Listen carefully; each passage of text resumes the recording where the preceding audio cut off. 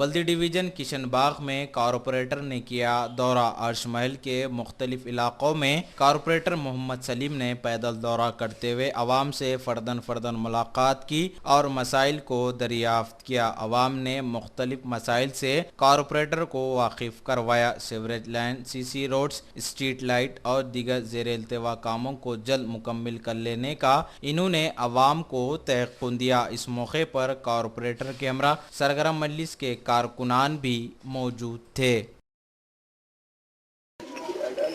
Kishanbagh division में अर्श महल के ऊपर आली जनाब बैरिस्टर असदुद्दीन अवैसी साहब की हिदायत पर जनाब नवाब मौज़म खान साहब की निगरानी में अर्श महल का दौरा किया जा रहा है।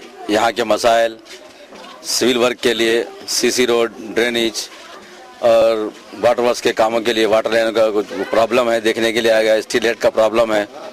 कुछ लोग जो है दीपम स्कीम का भी वो करे हैं। हम मीटिंग लेकर सबको दीपम स्कीम के ताल्लुक से भी समझाए। इंशाल्लाह जल्द से जल्द ये मसाइल को जो है सदर साहब के रुजू कर एमएलए साहब की निगरानी में काम को ऑफिसरों को लाकर दौरा किया जाएगा।